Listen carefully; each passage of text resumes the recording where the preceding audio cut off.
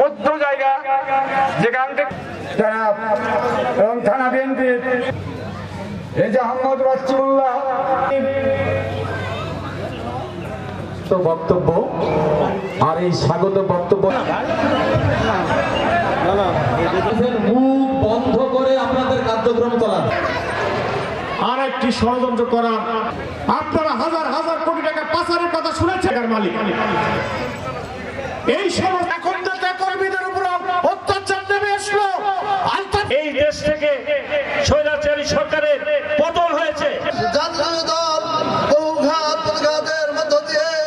আগামী দিনের ধানের শীষ নিয়ে আসবে আপনারা, এবং বারবার সেই দেশকে লুট করেছে এবং যতদিন সে আছে আমরা তার পিছনে আছি। বিসমিল্লাহির রহমানির রহিম। তুমি কিয়ামত পর্যন্ত মাহে রমজানের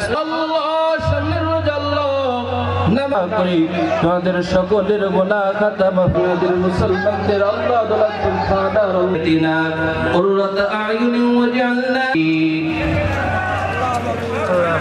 আজকে প্রাগপুর ইউনিয়ন বিএনপির আয়োজিত ইফতার ও দোয়া মাহফিল অনুষ্ঠানে আমরা একটা কথা শুধু বলবো, এই বিএনপি যখন এই ফ্যাসিস্ট হাসিনার আমলে ভোট বর্জন করার পরের থেকে আন্দোলনের সূচনা হয়েছিল এবং সেই সূচনা থেকে 5ই আগস্টের জন্ম হয়েছে এবং তারই ধারাবাহিকতায় আজকে আমরা সকলে একসাথে মিলে ইফতার মাহফিল করতে পারলাম খোলা আকাশের নিচে।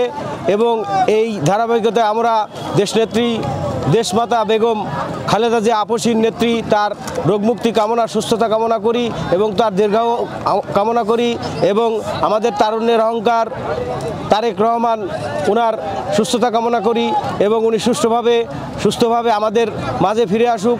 আমরা সকলকে নিয়ে ওনার সাথে ওনাকে সঙ্গে নিয়ে আমরা একটা সুন্দর বিনির্মাণ একটা বাংলাদেশ গড়ার জন্য যে 30 দফা বাস্তবায়ন যে ওনার অঙ্গীকার আমরা সেটা বাস্তবায়ন করব সকলে ইনশাল্লাহ।